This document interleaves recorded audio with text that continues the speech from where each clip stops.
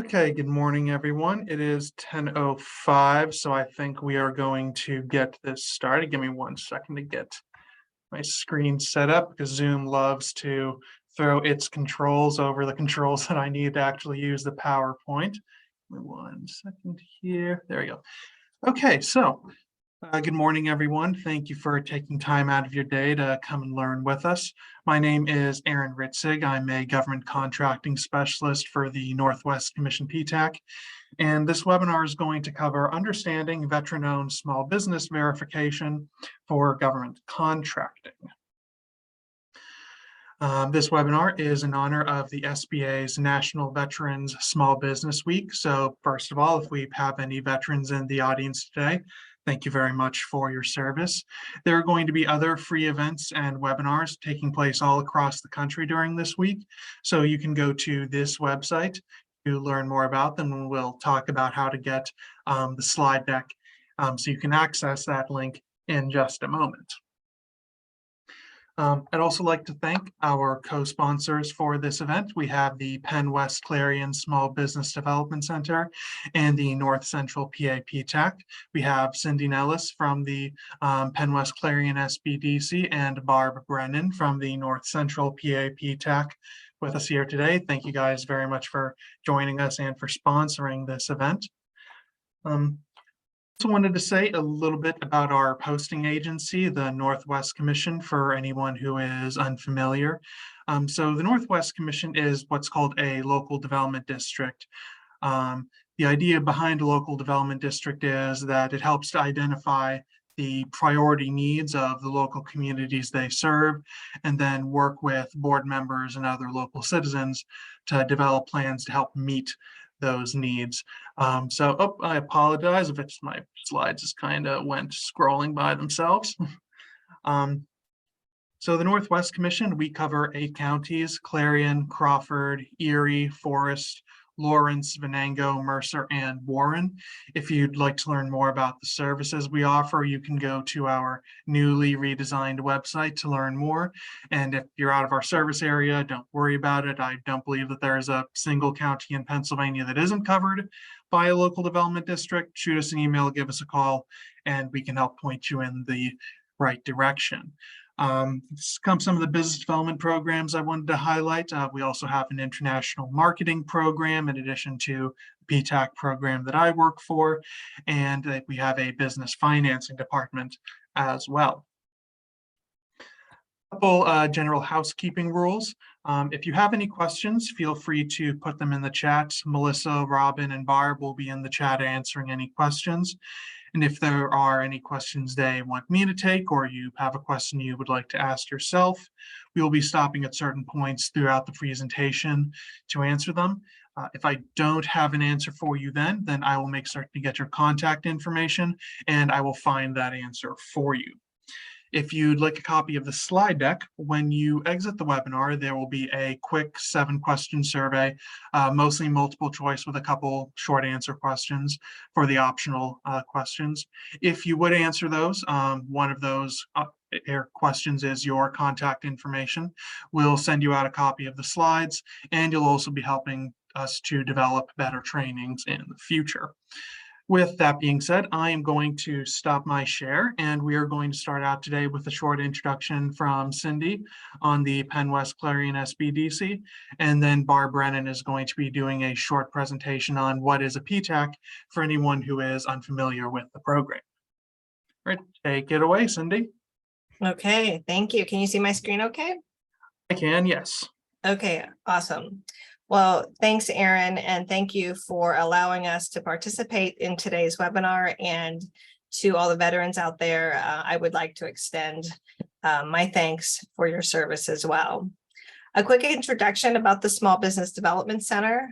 The Small Business Development Center, we are a federal and state funded program with a mission to help businesses start, grow, and succeed. Our services include primarily our one-on-one business consulting services, but we also do training as a way to build awareness of our program and to provide training on topics needed by small businesses. In addition to our consulting and training, we also have a lot of tools and resources that we utilize from the center level, state level, and national level to bring those tools and resources to our clients during our one-on-one business consulting services. It's important to note that our services are provided at no cost and they're confidential. All you have to do is request our services. As I mentioned, we do provide training and we do encourage you to let us know what type of topics you are looking for training on. Not only do we provide training, but all of the SBDCs across the state provide training. So there's a lot of access to opportunities there. We purchase databases, so you, our small business owners, don't have to. Those databases include financial analysis, demographic information, market and industry information as well. And so connect with us. Those resources can be provided to you through our services. To give you an idea of our statewide network, we are one of 15 centers in Pennsylvania. So no matter where you are, we are located nearby and we provide our services in your neighborhood. So we take our services on the road.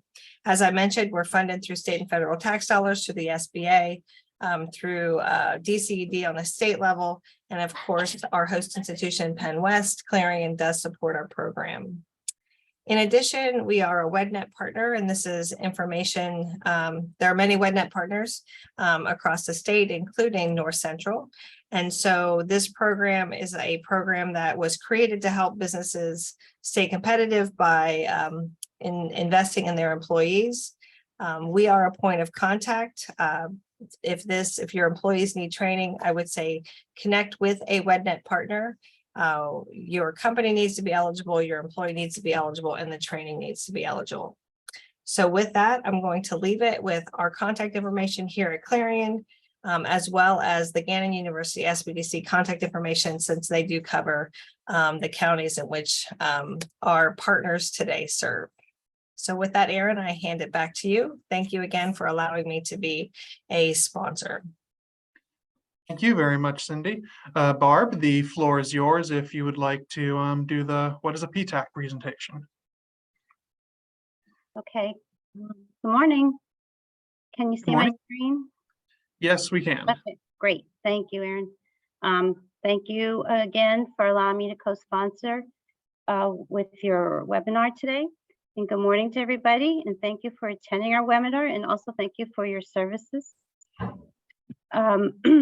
We're going to give you just a brief overview of what the Technical Assistance Centers do. Okay, so my slides don't want to forward.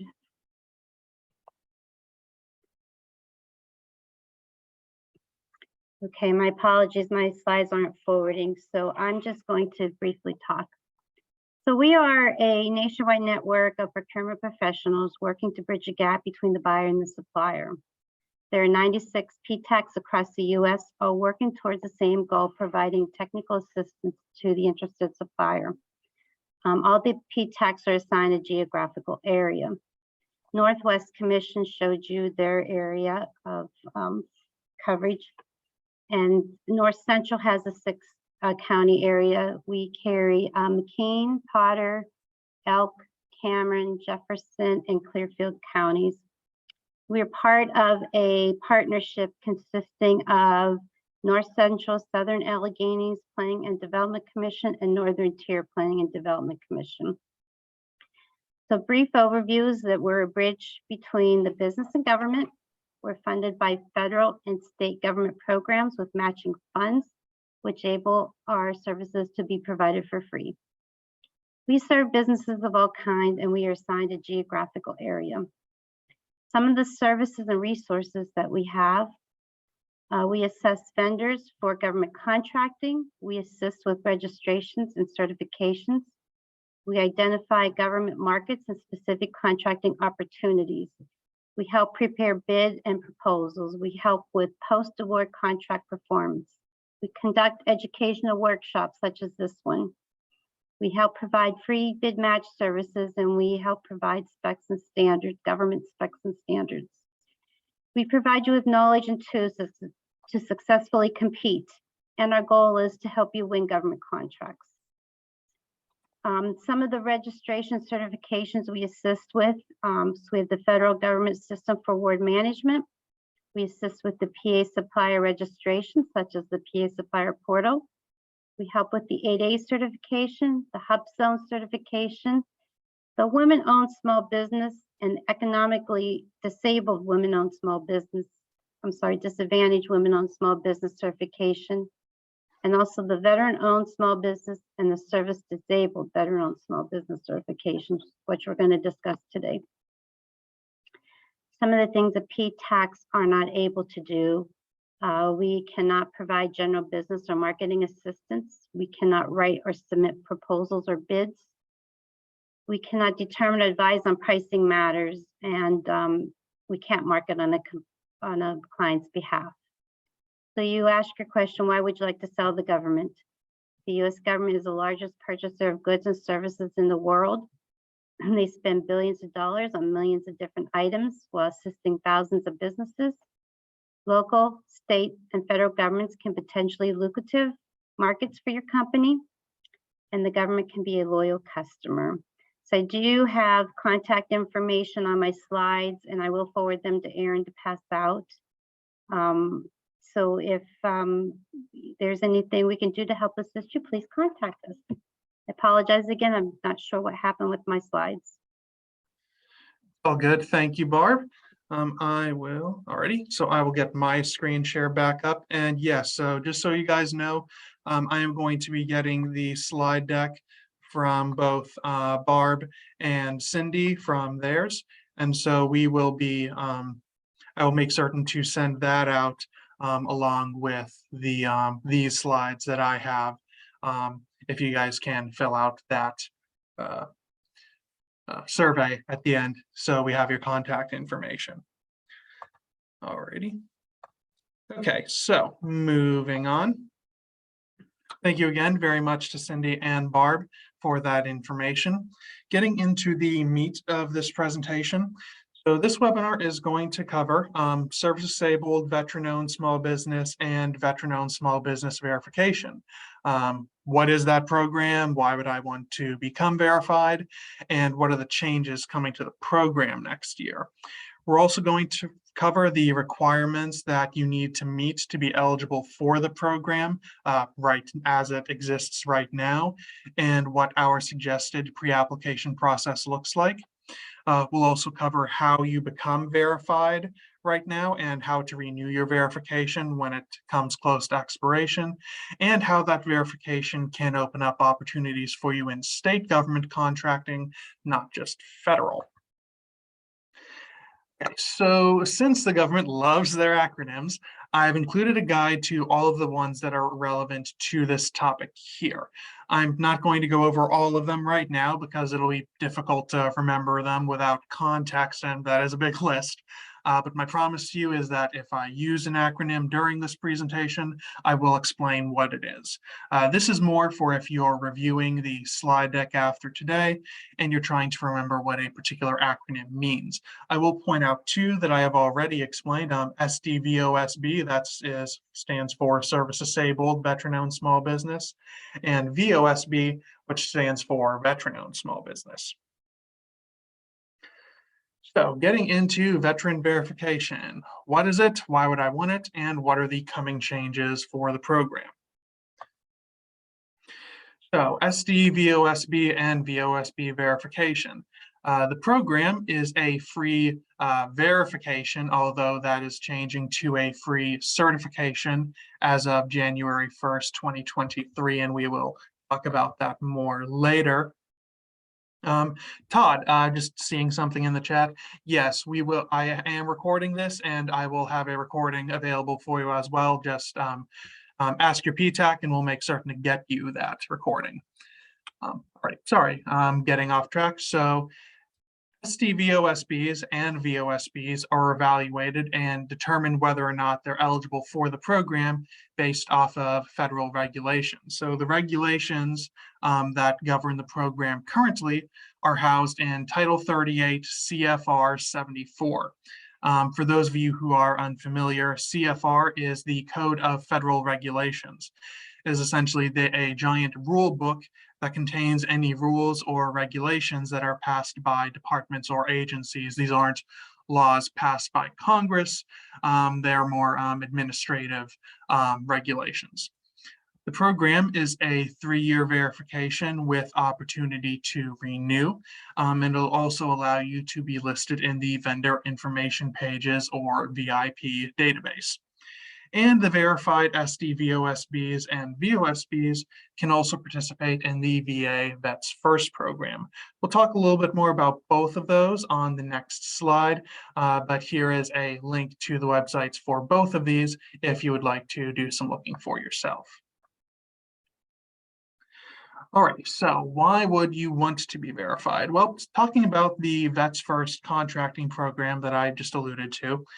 So the VA is kind of a unique animal within the federal government. There was a law called the Veterans Benefits, Healthcare and Information Technology Act of 2006 that provided the VA with a unique authority for contracting with SDVOSBs and VOSBs.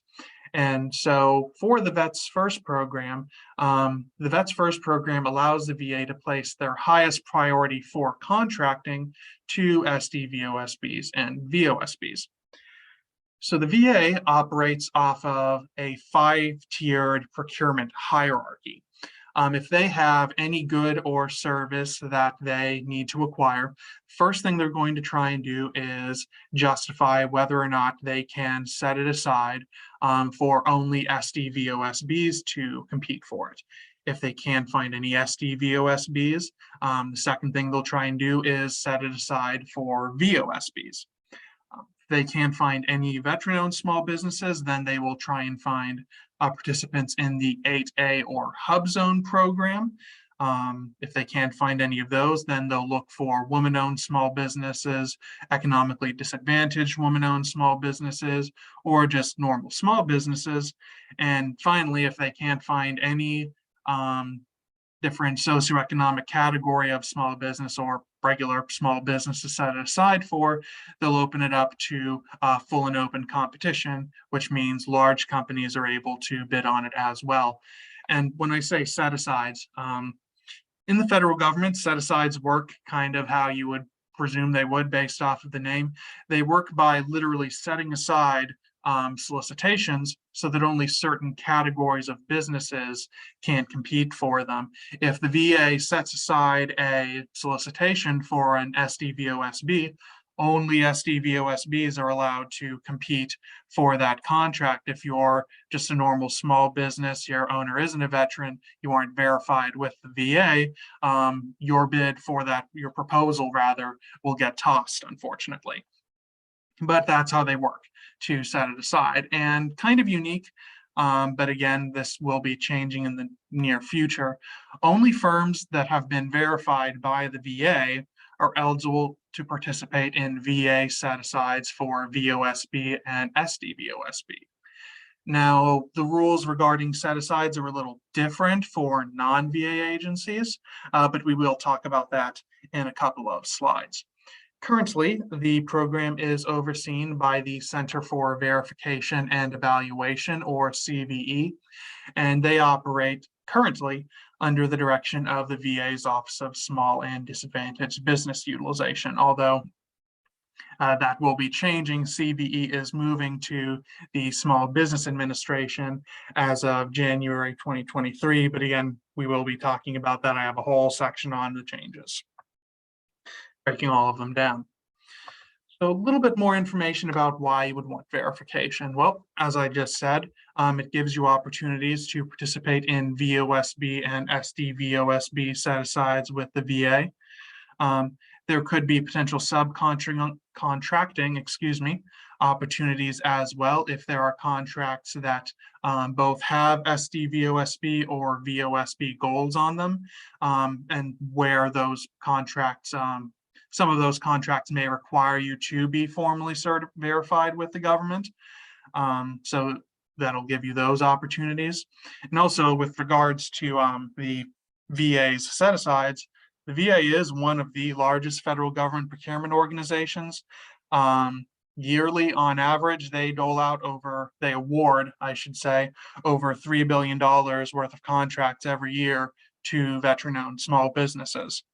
Also, just little extra piece of marketing for you, verified companies can also display the official SDVOSB and VOSB logos. Other reasons to verify. Being verified with the federal government can minimize the chance of your winning proposal being protested based off of your veteran status. You can literally say, hey, government verified that I'm a veteran, and this is a veteran-owned small business. You'll also receive notices of contracting opportunities, and your company's name is going to be listed on the vendor information pages database. That's that vip.vetbiz.gov that I linked to earlier. One more place for government procurement officials and potential large prime contractors to find you if they're looking for someone to award a contract to. And again, we'll be talking about this later, but regarding state level contracting, being an SDVOSB, being verified as one through the federal government, qualifies a business for Pennsylvania's Small Diverse Business Contracting Program, and it also verifies them as a veteran business enterprise as well for state contracting. Other states have programs like this as well. Pennsylvania is certainly not unique in that regard. But given that we are in Pennsylvania, I'm going to be focusing on Pennsylvania and how their laws relate to the program when we discuss state level contracting later. And from the federal government's perspective, why create this program in the first place?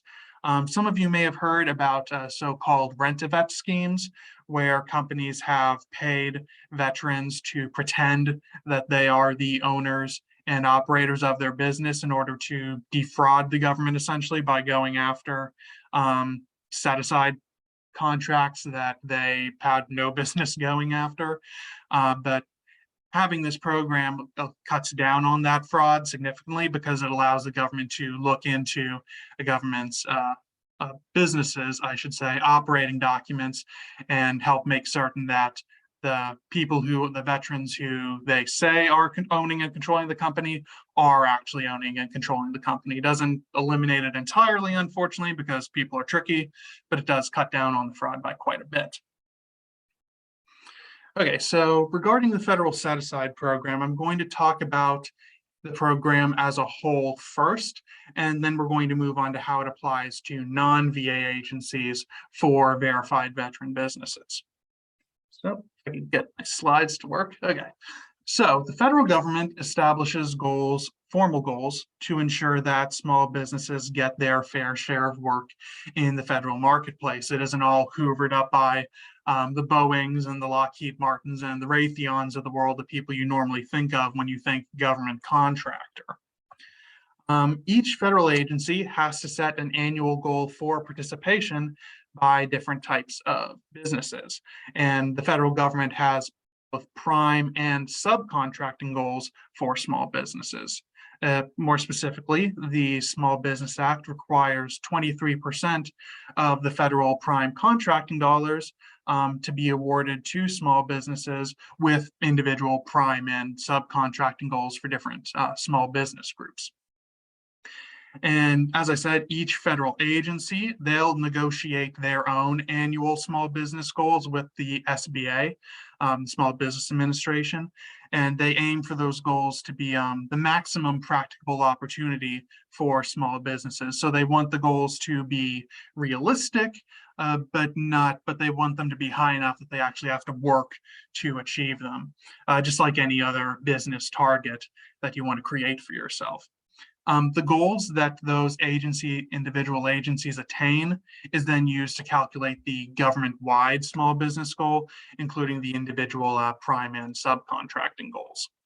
We'll talk about the goals right now. So currently, again, you have 23% of prime contracting dollars to small businesses, 5% of prime and subcontracting dollars to women-owned small businesses, 12% for this fiscal year of prime and subcontracts to small disadvantaged businesses, 3% to hub zone businesses, and 3% for SDVOSBs. But you'll notice something might be missing. There are no set-asides for veteran-owned small businesses outside of the VA, and there's no predetermined hierarchy either. It's just whether or not the government sets those contracts aside is based off of the government's market research for that particular solicitation. And the contract doesn't necessarily have to be a set-aside. If a small business wins a full and open contract, then that counts toward the goal as well. There are certain rules for set-asides as well, depending on the dollar value of the solicitation, but you can really get into the weeds talking about that. So we're not going to cover that today. Ask your PTAC counselor if you are interested in learning more. Okay, so talking about non-VA federal agencies. Well, per the Federal Acquisition Regulation, FAR 19.14, and if you're not familiar with the FAR, it's essentially a giant contracting Bible for all U.S. federal procurement officials. It governs how they have to go about their job, including what clauses they have to put into your contracts. But anyway, FAR 19.14 states that contracting officers can set aside contracts for SDVOSBs. But they have to follow what is called the rule of two. This is part of the market research I was talking about before. The CO has to show, contracting officer, CO, has to show a reasonable expectation through their market research that 2 or more responsible SDVOSBs will submit offers and that the award will be made at a fair market price. They have to justify that by setting this aside, it's not going to jack up the price and cost the taxpayer more money. Keep in mind, this is the same procedure that any agency, including the VA, has to follow to justify a set-aside contract. Now, currently for non-VA agencies, you don't need to be verified for the SDVOSB set-asides. That will be changing soon, but for now, all you have to do is be self-certified in the System for Award Management, better known as SAM.gov. So the VA's SDVOSB verification requirement doesn't apply to non-VA contracts. One exception to this is the Federal Aviation Administration, or FAA. The FAA is kind of a strange ranger in procurement. It doesn't follow the FAR or the Small Business Act. It follows its own procurement code called the Acquisition Management System. It's also the only non-VA agency that currently requires SDVOSB companies be formally verified through the program. There is a link here to an SBA informational page about the government's SDVOSB and VOSB programs, including some information on the program transfer we'll be talking about in just a moment. Word of warning about that page, though, there is a chart that makes it seem like the FAA has VOSB set-asides, and I do not believe they do. I looked through the AMS when I saw that, the FAA's procurement regulations, and I didn't see anything about VOSB set-asides. I emailed the FAA's small business office to confirm, but they weren't able to get back to me before we had to start this webinar. So just know, if the FAA is kind of a weird animal, if you have any questions about doing business with them, shoot your PTAC counselor an email, give us a call. We'll do some more research into it and get back to you. Alrighty, so moving on to the coming changes. So the SBA is going to be taking over SDVOSB and VOSB certification as of January 1st, 2023. The reason they're doing that is the 2021 NDAA proposed a single federal government-wide SDVOSB and VOSB certification program, that will be managed by the Small Business Administration. If you are already verified through the VA, as a VOSB or an SDVOSB. You aren't going to lose your status at the time of your program transfer. Your expiration date for that verification still holds true. But the 2021 NDAA also required the government to eliminate SDVOSB self-certification.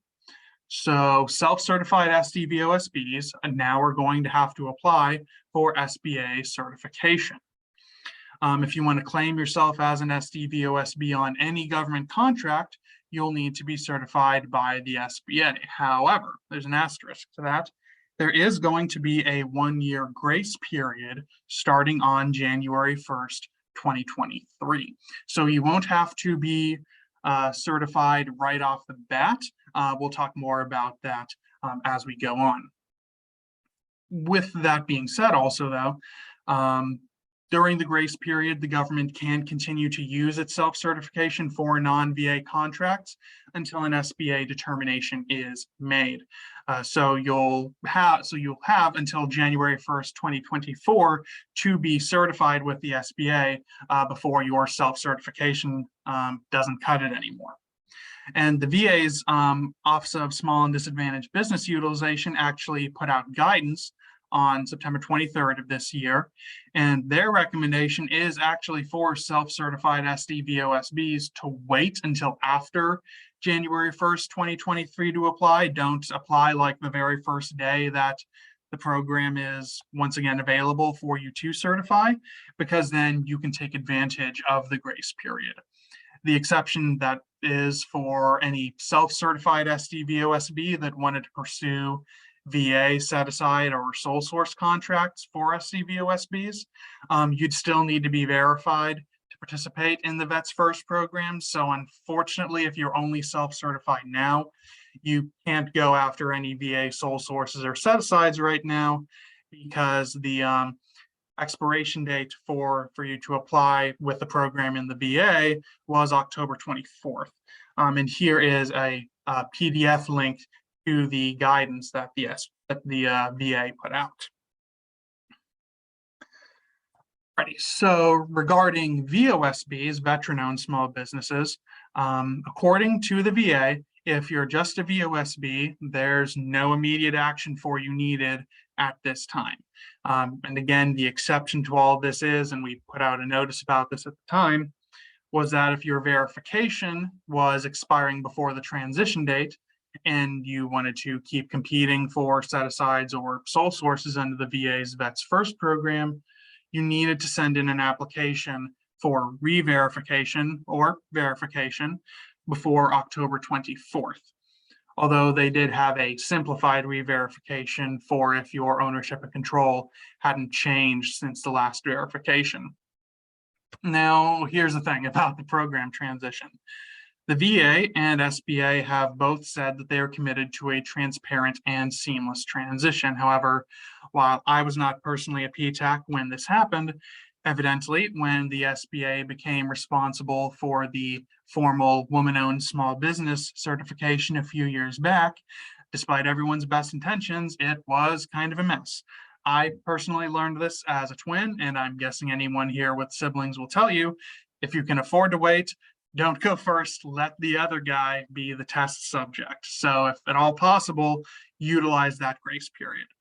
For anyone who either really needs or wants to be certified as soon as possible, we, the PTACs, are going to be doing our absolute best to stay on top of things, and both the VA and SBA have committed to keeping everyone in the loop as much as possible.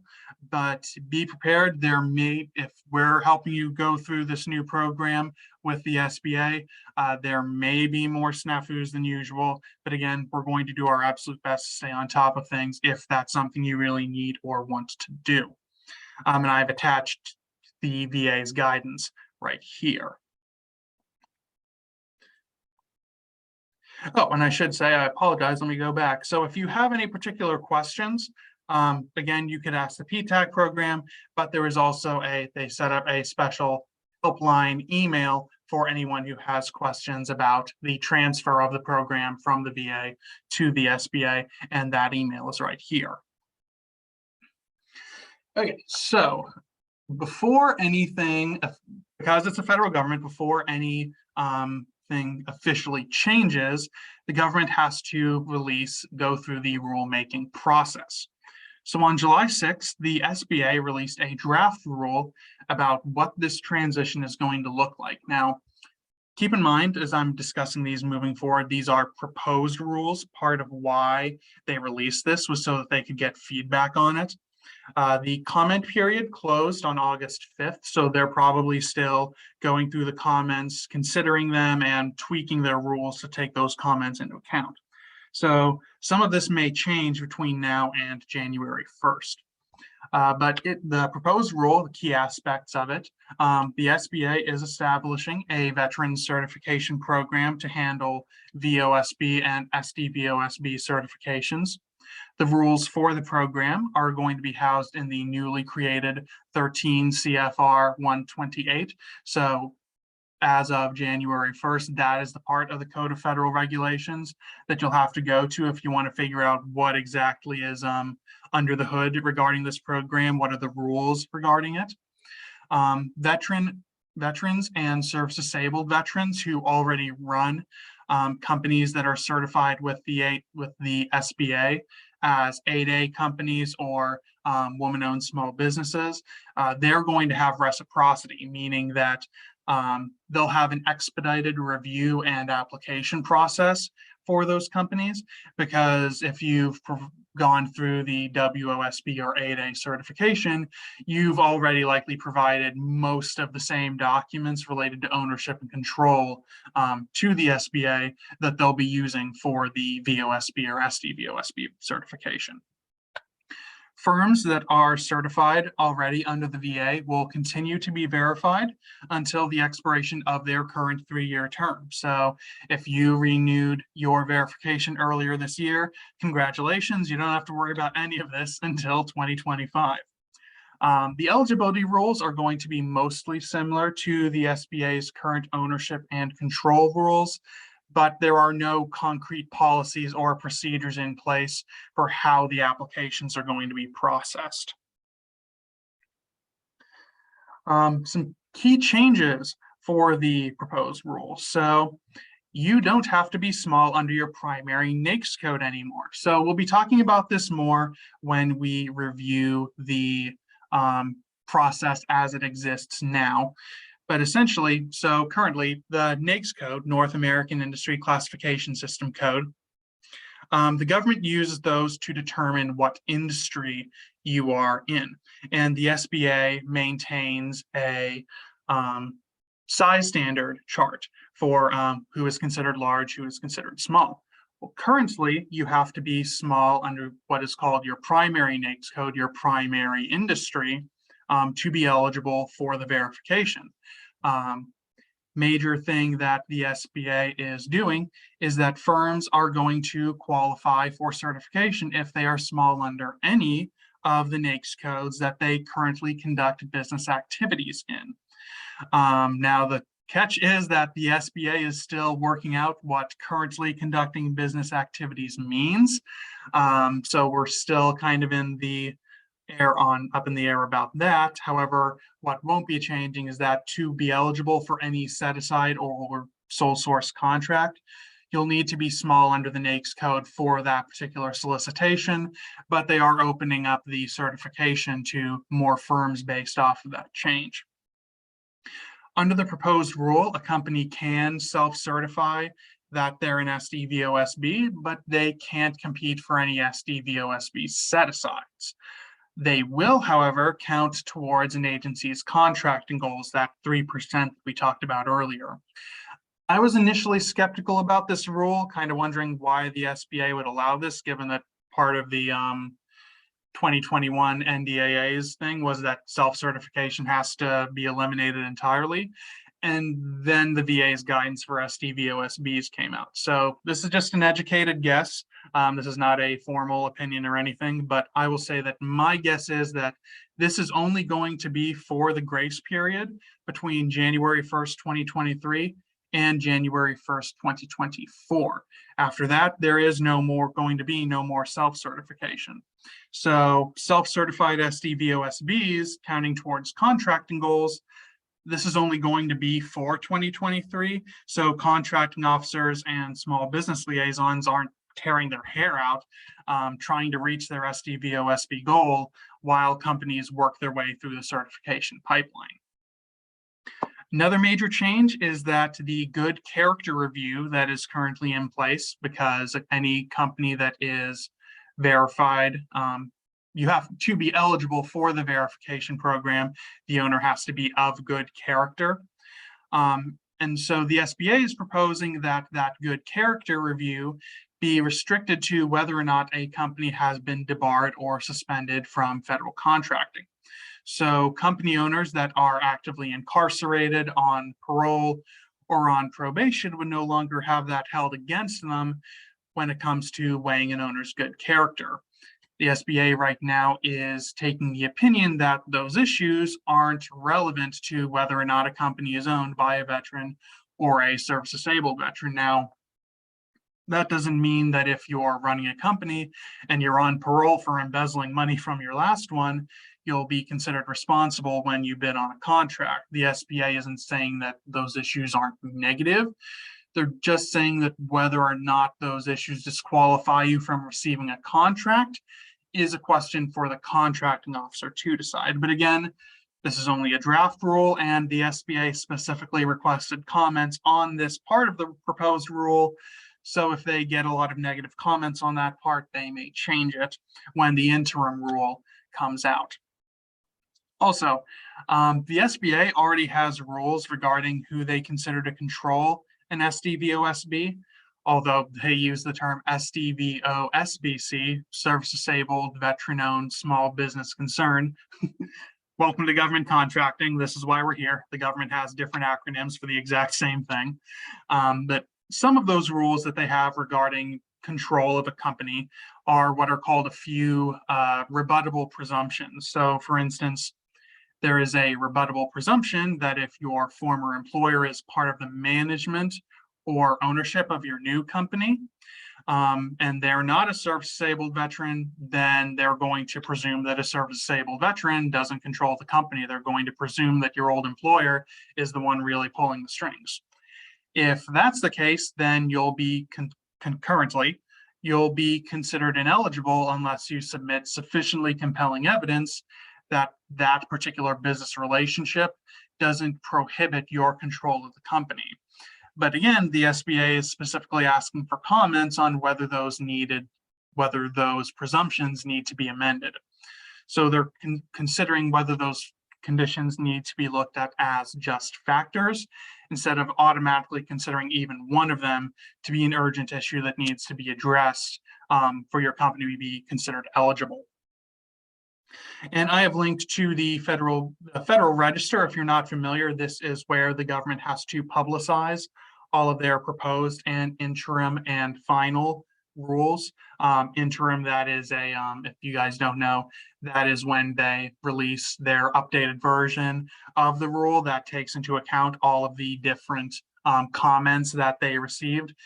The interim rule is enforceable, but if I'm remembering correctly, you can also add additional comments to the interim rule, and then they can tweak it a little bit more before they release the final one. Anyway, the rule that I'm talking about, that is listed right here, linked here for your convenience if you want to take a look at it. Okay, so I'm going to open the chat here before you move on to the eligibility requirements as they stand now. Going to see if there are any questions regarding the VA's recent guidance and the proposed SBA rule. Todd, I've been answering that as well. Yes, Todd, we will be sending the slides, and I will have a copy of the recording for you if you would like it. The pop-up survey. Okay.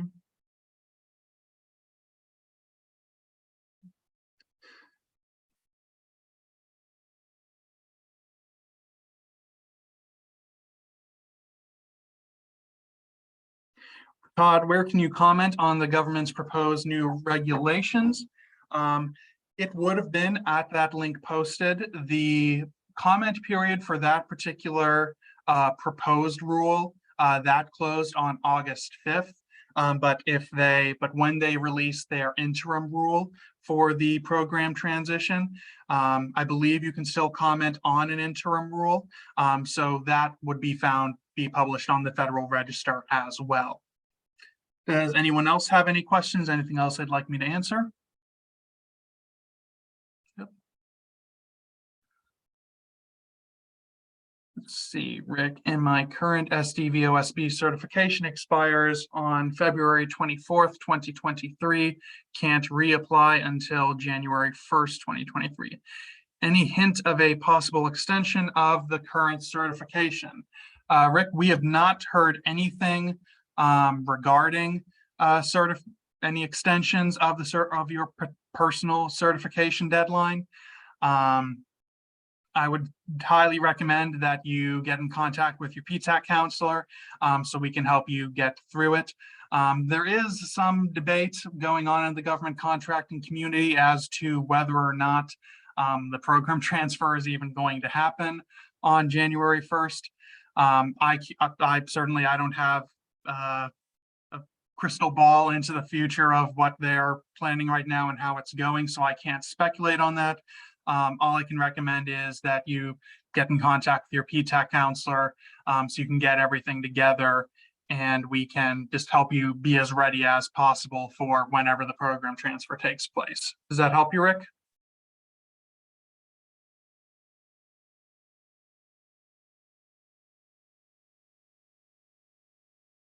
Yes, okay. Alrighty, well, if there aren't any more questions, we will move on. Okay, so wait, what does the acronym PTAC stand for? Oh, so PTAC stands for Procurement Technical Assistance Center. Brett, we are a program that was first authorized by the government back in the 1980s. We are funded through a cooperative agreement with the Department of Defense. General idea of the program is to help provide free or at minimal cost, depending on which service you're talking about, government contracting counseling, help companies to navigate the world of government contracting, federal, state, and local. And if you have any questions, Brett, feel free to shoot us an email, give us a call, and we'd be very happy to talk to you more about the full breadth of our services. Okay, alrighty then, I am going to move on now into the current eligibility requirements. Oh, one more thing. Yep. Oh, yep, and Melissa just posted to the link Melissa just posted. That is the link for the Northwest Commission PTAC. If you don't know who you're covered, which PTAC covers you, because Pennsylvania does have regional PTACs, there is a link as well. It is aptac-us.org, and there is a map there of all of the PTACs nationwide. All right, going 10:53, so I'm going to start moving on here into the current eligibility requirements as they stand now. Again, massive disclaimer over the next couple of slides that I do. This is all as it applies right now under the VA. We would expect that a lot of these requirements would be pretty similar once the program transfers to the SBA, but I just wanted to let you know this is how it applies right now. So the four tenets of being a VOSB and or an SDVOSB are that you need to be a small business, you need to be owned by a veteran or service-disabled veteran business rather, and the veteran has to have unconditional and direct control and ownership of the company. We'll talk about all four of these sections in detail on the next slides. But again, these may change depending on how the proposed rule shakes out. If you're interested in whether or not you are eligible, there is a pre-qualification quiz that the VA has. I'm not certain if this link is going to be available after the program transfer. So if you're interested, use it while you got it. It'll provide you an initial determination on whether or not your company is eligible for the verification. So small business, this is where the NAICS codes come in. So you have to be a small business to be an SDVOSB or a VOSB. It's right in the title. And currently it is based off of the primary NAICS code. The SBA maintains a table of the size standards for each NAICS code, which the NAICS code varies based off of the industry. And they adjust those a number of times throughout the year based off of different economic conditions or other factors. Manufacturers, their NAICS codes are typically based off of the number of employees they have. Service companies are usually based off of their average annual receipts. So for example, if the NAICS code for a particular manufacturing company could be 500 employees. If you have less than 500 employees, you're considered small. If you're over, you're considered large. Your company has to be organized as for profit. You cannot be debarred or suspended from federal government contracting.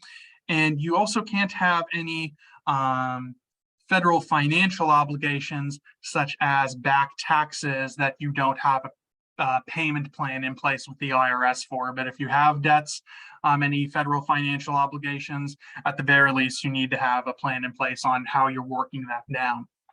And this is kind of a recurring theme for federal government contracting. You have to be registered in the System for Award Management, or SAM, and your PTAC can help you with that. We've been helping people with SAM quite a bit because the website actually underwent some renovations as of earlier this year, and there's been some technical difficulties from it. So we can help you with that.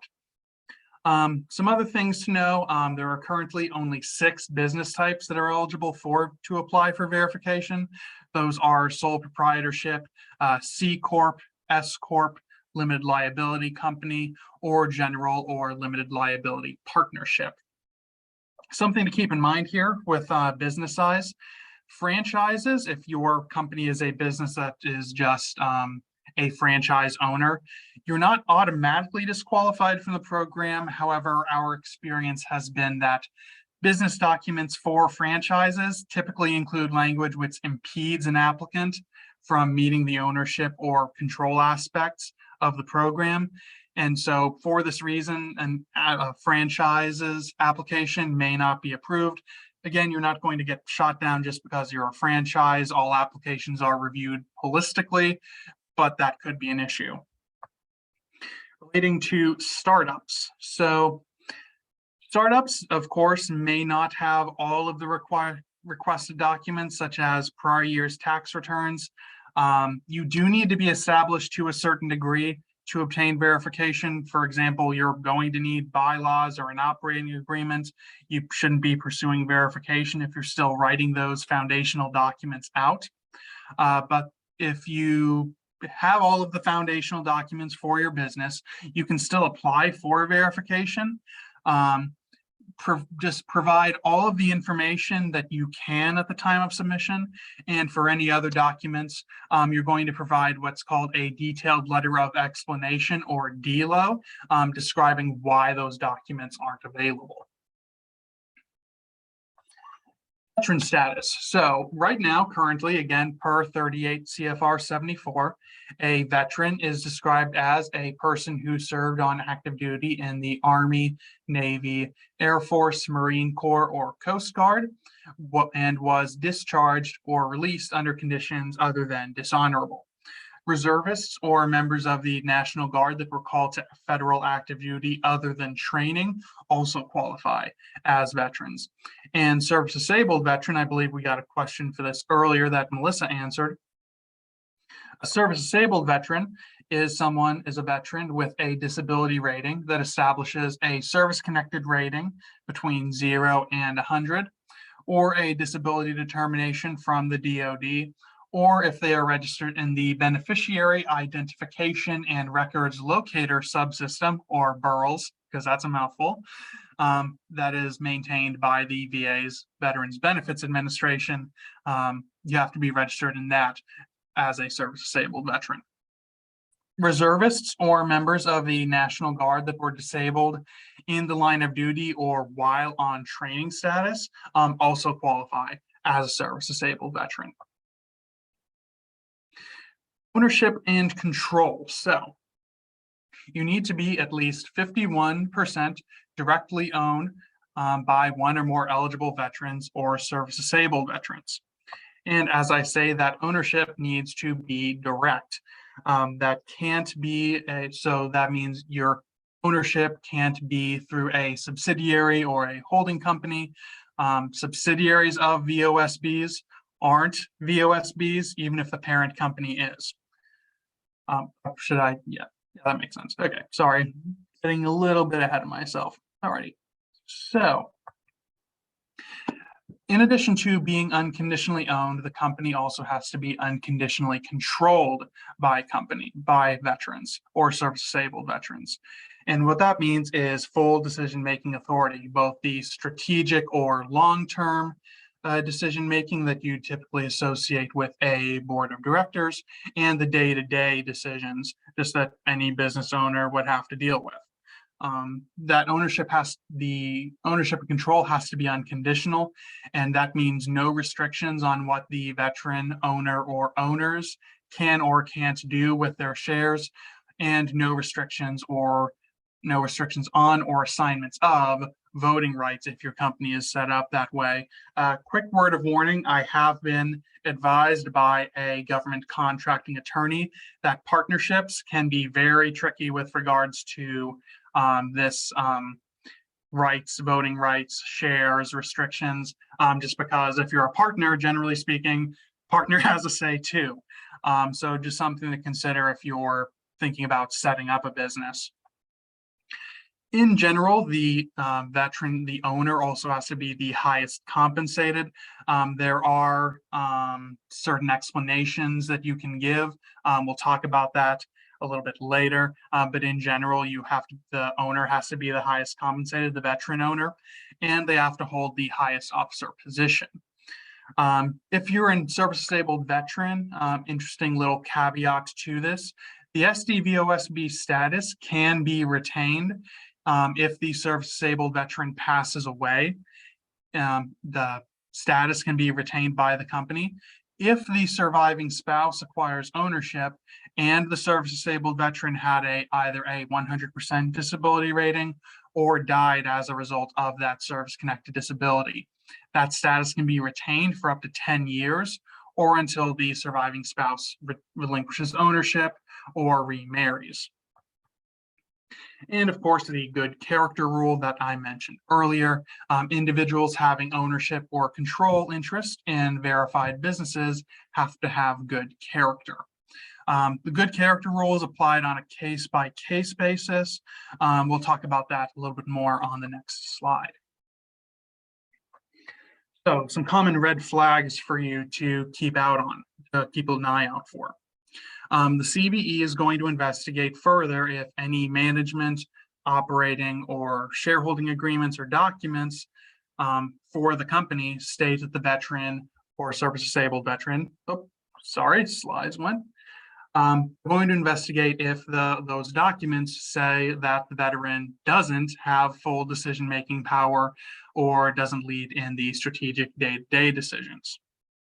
They're also going to investigate further if the veteran owner doesn't supply evidence to support that they have the training, education, or experience to manage the business. Now, you don't necessarily need to have the technical expertise to run the business if you own, say, an engineering firm, or you don't need to have an engineering degree. But if the owner doesn't have the technical expertise, they at the very least need to prove that they have the business acumen needed to manage the employees who do have that technical expertise. Another red flag, if a veteran owner is taking a lower salary than a regular employee, unless there's a logical explanation submitted as to how taking a lower salary helps the business. For example, that particular employee has a very in-demand skill set and you needed to pay above market value to get someone who can do everything you need them to. You need to be able to have an explanation for that, or they'll consider that as a red flag. They'll assume that whoever's taking the biggest salary is the one actually running things. Good character concerns. Now, obviously, if you knowingly submitted false information on your application, that's a pretty big good character flag. If your company or the owners themselves are debarred or suspended from government contracting, you're ineligible for the verification program. And currently, although again, this may change in 2023, depending on how the SBA's rule shakes out, concerns that are owned or controlled by a person or persons who is currently incarcerated, on parole, or on probation for any crime involving business integrity are considered ineligible for the verification. And if they find out that if you do have any of those convictions or legal proceedings going on after you're already verified, the CVE will immediately remove the participant from the database. All right, so does anyone have any questions regarding the eligibility as it stands now? Okay, looks like Robin and Melissa have been doing a really good job. Thank you guys very much for answering those questions. Todd, there is that website link that I mentioned earlier. It's towards the front end of the slides during the introduction. There is a website there that has the SBA's different programs that they have for helping veterans. That would definitely be the one to go, or someone from the SBA Pittsburgh district. They're a great group of people over there. I'm certain they'd be able to help you as well, figure out what programs they have for you. Okay, any other questions regarding the eligibility for the program? Not seeing anything. Okay, so I'm going to dive into our suggested pre-application process then, how we recommend you get ready for verification. Alrighty, so here are the steps. Just like before, we're going to go a little bit more in depth on all of these. Number one, meet with your PTAC counselor or your CVE certified verification counselor. Get to know your NAICS codes and PSC codes. We'll talk about these later on. Complete your SAM registration and get a unique entity identifier or UEI. Gather your required documents, get organized, and then create your profile on the vendor information pages. So regarding here is the link, by the way, to that I was talking about earlier. This is the Association of Procurement Technical Assistance Centers website. This is where you can find out which PTAC governs your particular county in Pennsylvania. And the VA, the CVE, they have a program for certified verification counselors. So people who have been specifically trained to help anyone through their application process of becoming verified as a VOSB or SDVOSB. Everyone here at the Northwest Commission PTAC is a CVE verified verification counselor, so we can help you out with all of this. NAICS codes and PSC codes. So if you're curious about what NAICS codes you fall under, again, North American Industry Classification System, you can go to this website. You can search out the codes by keyword, very helpful. Or again, just talk to your PTAC counselor and we can help narrow down what NAICS codes the government likes to use for your services or products as part of our market research. And there are also what they call PSC codes. Now, how the government talks about PSC codes is a little strange. So the government talks about PSC codes as product and service codes. But within those PSC codes, there's two different variations kind of lumped in. There is FSCs, Federal Supply Class Codes, and those are for products. It's a 4-digit numerical code. And again, those are for anyone who is manufacturing or selling a physical product. And there are also product service codes, which are also called PSCs, that are for any services. So the government calls them all PSCs, they could technically be a PSC or an FSC. Again, you'll know whether or not which one it is. FSC is a 4-digit code, it's all numbers. Product service code for any service-oriented businesses, that's a 4-digit code as well, but it starts with a letter, like an A to B, C, and then 3 numbers following that. So you'll know which one your code is just looking off of the code itself. And again, if you guys are confused about this, if you're wondering which codes you fall under, talk with your PTAC counselor and we can help you figure it out. SAM registration. So the unique entity identifier that we talked about, that I talked about before, that is distributed when you register in sam.gov. Now, here's the thing, getting a UEI, registering in SAM, that is all completely free. Do not listen to anyone who tells you different. There are a lot of scammers out there, and some of them try really hard to look like they're from the government. Important to note one more thing regarding the certified verification counselors. Most of the CVE counselors are PTACs. But I think there are a couple who aren't. I believe I saw a couple of like SBDC counselors in there as well when I was looking at the program when I was starting out. But know that PTACs, of course, our services are completely free, with the exception of a couple programs scattered throughout. But even for the ones who aren't PTACs, CVE certified verification counselors aren't allowed to charge for their services either. That is grounds for their immediate removal of their certification. So if anyone's trying to charge you for any of this, big red flag. Also, one thing with the SAM registration, you'll want to ensure that your registration in SAM is in public view. You'll opt into public view during the SAM registration. Again, talk to your PTAC counselor. We can help you work through your registration to make certain that you are displayed publicly. Okay, next step, gathering the documentation. And again, some of these document requests may change. Got a feeling that they'll be pretty similar, but they may have a few tweaks, but the SBA may have a few tweaks. I've attached a partial list of the documentation you'll need for verification. The full list is going to vary based off the legal structure of your business. So I've included links to those lists below.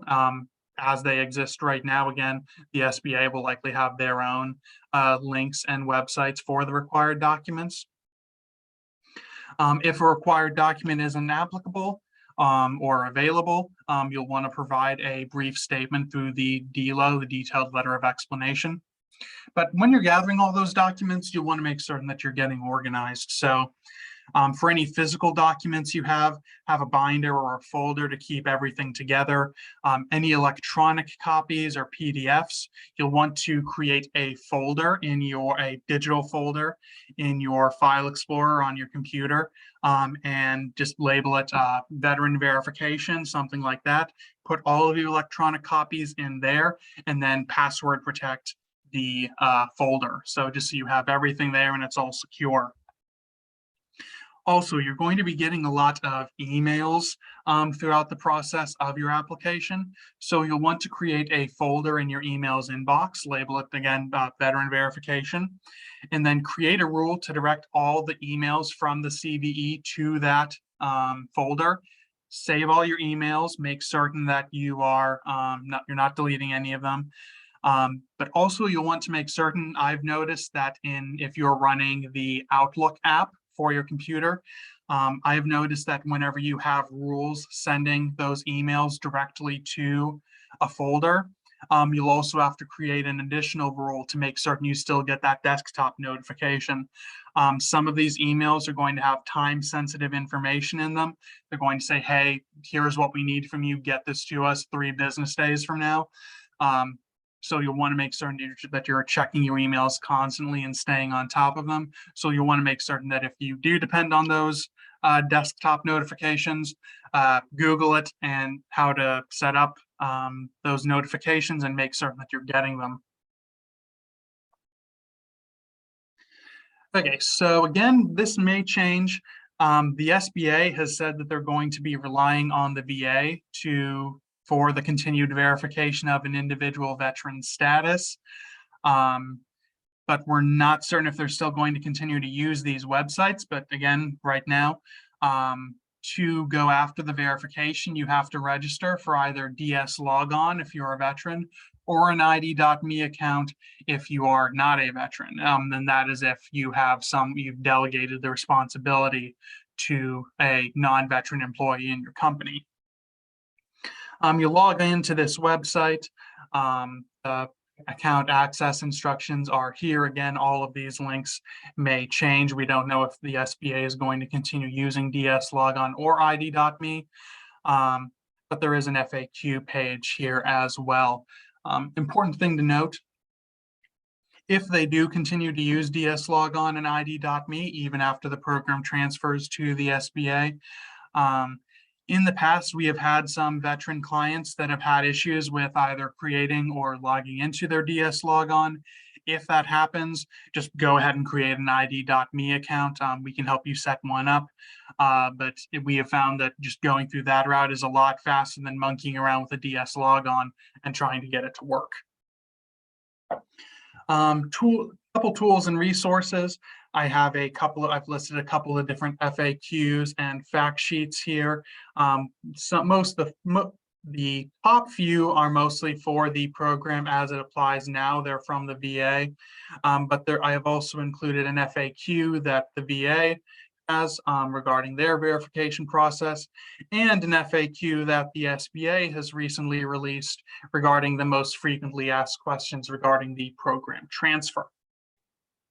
Right now, the VA's OSDBU also has pre-application webinars to help people every first and third Friday. I don't know if the SBA is going to be continuing those webinars in that specific format, but the SBA is generally pretty good about outreach and answering questions. So they will probably still be doing some outreach and answering people's questions about it, but it might not be in that format. Okay, does anyone have any questions on the pre-application process?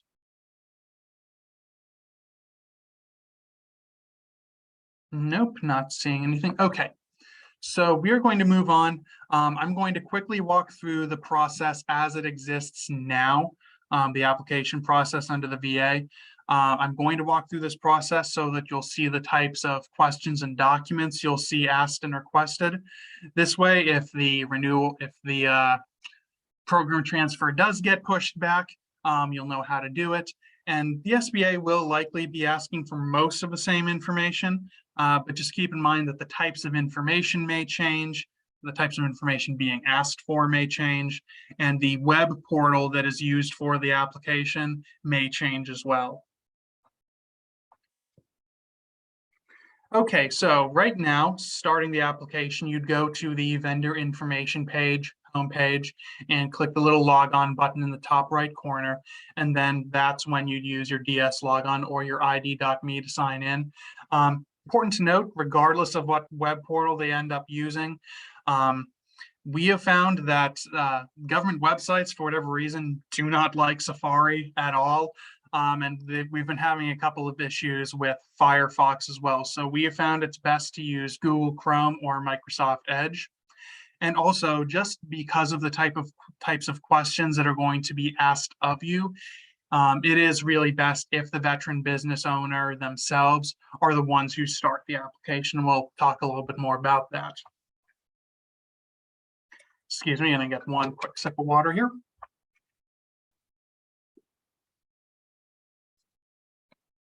Okay, so to start the verification, you'll enter your company's UEI that you got from your SAM.gov registration, and then you'll start to answer questions. Again, right now, how the web portal works is there's going to be a left panel that you'll open, and you'll respond to each category right here. Again, although this web portal might be changing. The About You section is related to the business owner, the veteran or service-disabled veteran who owns and controls the company. And the Business Reps section, that is anyone who is allowed to discuss your company's application. And those reps need to be added and invited in by the person managing the application process. So again, another reason to have the actual veteran business owner themselves doing this application.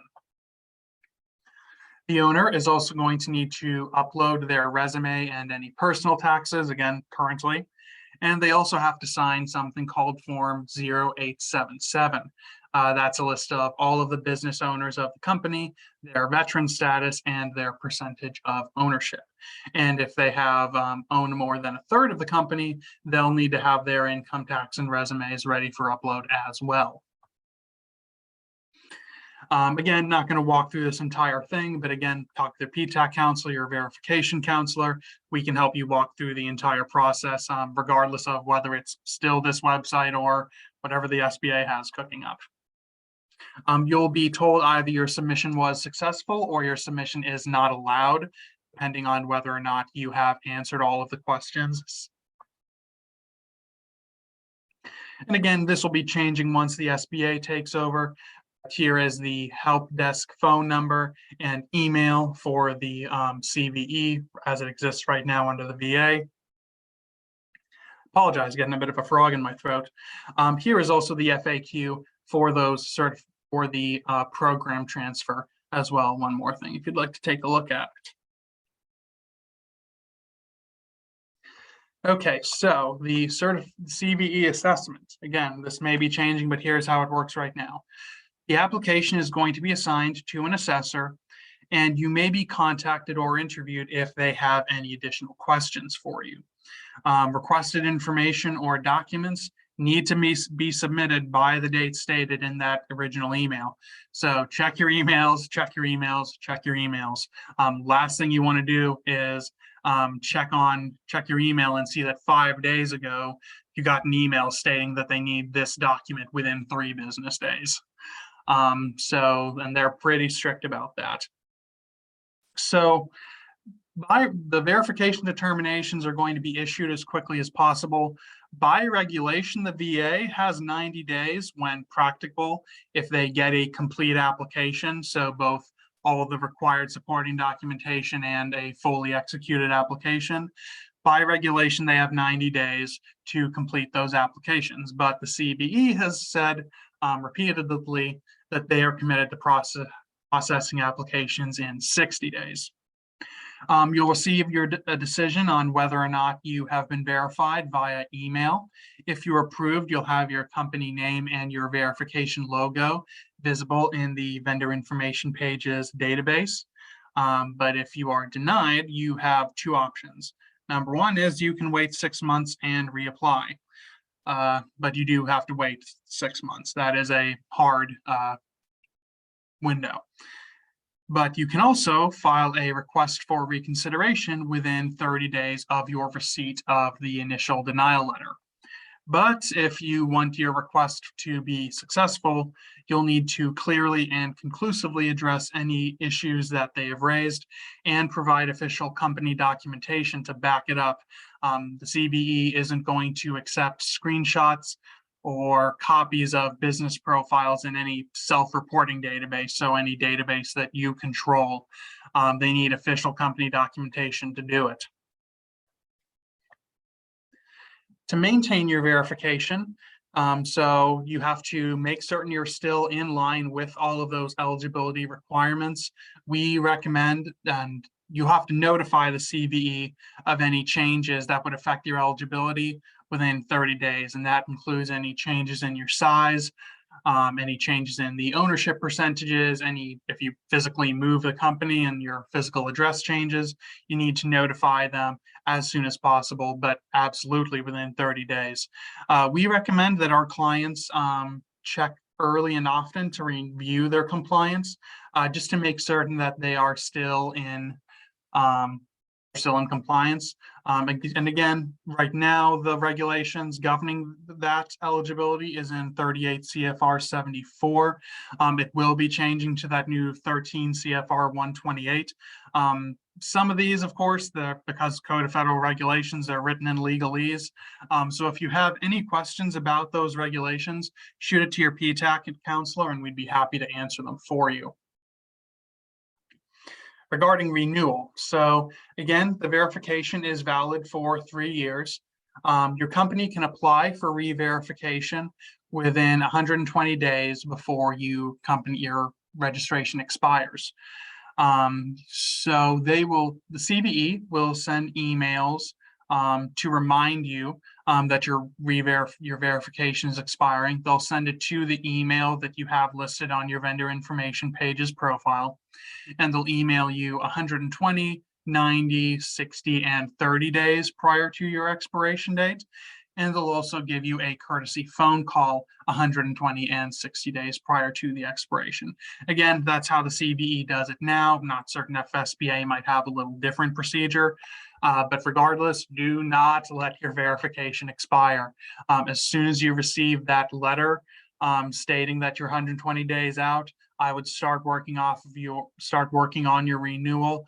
It is much easier for you if you do not let your verification expire, because if it does expire, you have to go through the entire application process all over again.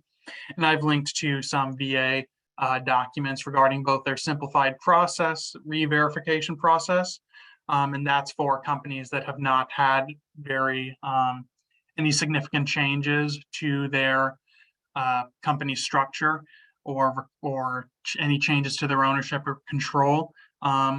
Right here, I've linked to that. And there's also the VA's official guidance right here. Okay, so we're almost done with this webinar. I know we're approaching hour-and-a-half mark. I apologize that we're running a bit long. Are there any questions regarding the application process? Not seeing any. Okay, so we'll move on to how this program applies to state contracting now with Pennsylvania. So for state contracting, Pennsylvania has what is called their Small Business Reserve Program, kind of similar to the federal government's Small Business Act. So they have goals for contracting and subcontracting with small businesses, veteran business enterprises or VBEs, and small diverse businesses or SDVs. So having a VA's VOSB verification qualifies a firm as a veteran business enterprise, and having a service disabled veteran-owned small business verification qualifies a firm as a VBE and a small diverse business. So it opens up a couple different contracting avenues for you. Now, important thing to note though, Pennsylvania is a little strange with how they define a small business. I've attached some fact sheets and FAQ things below here, but to be a small business in Pennsylvania, you have to be for profit in Pennsylvania, or in the United States. You have to be independently owned, not dominant in your field of operations. So think of how dominant Google is to the search engine industry. And this is a big change. You can't employ more than 100 full-time equivalent employees, and you can't exceed 38.5 million average 3-year gross revenues, regardless of your business type or industry. So you can have 400 employees and be small in the eyes of the federal government, but you're still large in the eyes of the state government. It's a little strange how they do it. There is some legislation working its way through that might change that, but I haven't heard any updates of it recently. So keep in mind that may be something that affects you depending on your business size. But regarding the goals, the current small diverse business goal for the Commonwealth is 26.3% of their contracting dollars, and a 4.6% goal of contracting dollars for veteran business enterprises. Some steps, so how you register as a contractor in Pennsylvania. Number one, you register in the PA supplier portal. That's kind of analogous to sam.gov. You have to register there to do business with any state agency. And again, it's completely free. And we found that it's very easy. We have a tip sheet that we can send you. We found that most clients don't need any help getting through it. And once you completed it, you'll get your 6-digit vendor ID number. And then you'll have to register in the state's PRISM system to be recognized as either a small business, small diverse business, or veteran business enterprise. So you'll self-certify as small by providing your company information and uploading your 3 most recent federal tax returns. but you can block out any information, any tax ID information that you don't want to upload. And then you'll continue on to the verification part, where you will verify that you are either a veteran business enterprise or a small diverse business by uploading your letter from the VA and a screenshot of your company listing on vendor information pages. Again, not certain if that is going to be changing once the SBA's certification program is in place, but your PTACs can help you with all of this. We do recommend that we help you walk through the PRISM system. It's a little bit more complicated, but we can help you get through it in about 30-45 minutes typically, and we will be keeping ourselves updated on any changes to the program that comes from the SBA changeover. Alrighty, so we are at 11:30 right now, so I'm going to start to wrap this up. Again, final note, please, if you have any questions on anything related to government contracting, contact your PTACs. We got us here at the Northwest Commission PTAC, Barb at the North Central PTAC. We are a free or a minimal cost resource, and almost anything short of providing you with official legal advice or doing something for you, for the government, we can help you with anything related to government contracting. If you have any questions about just how many services we offer, shoot us an email, give us a call. We are here to help you guys. We are literally paid by the Fed through a cooperative agreement with the federal government specifically to help you guys. Alrighty, so any questions that we have? I know we covered a lot of information today. And again, if you have any other questions after this, you can feel free to give us a call, shoot us an email. Does anyone have any final questions?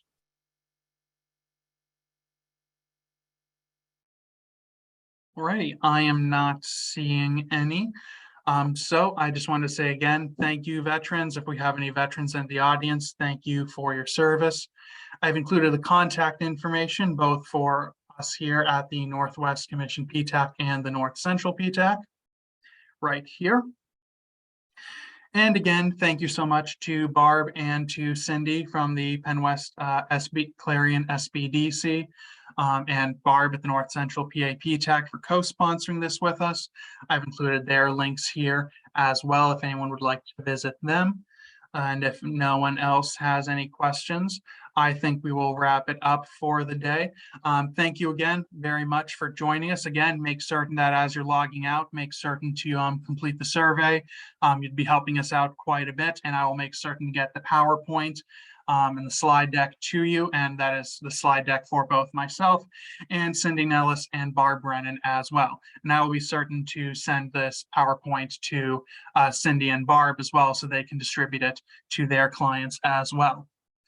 Well, if no one else has any questions, I hope you all have a good rest of your day, and I hope to talk to some of you soon. Thanks, Aaron. Thank you, Aaron. Nice job. Thank you. Bye-bye. Thanks, Aaron. Yep, thank you. I'll end the presentation right now. Okay.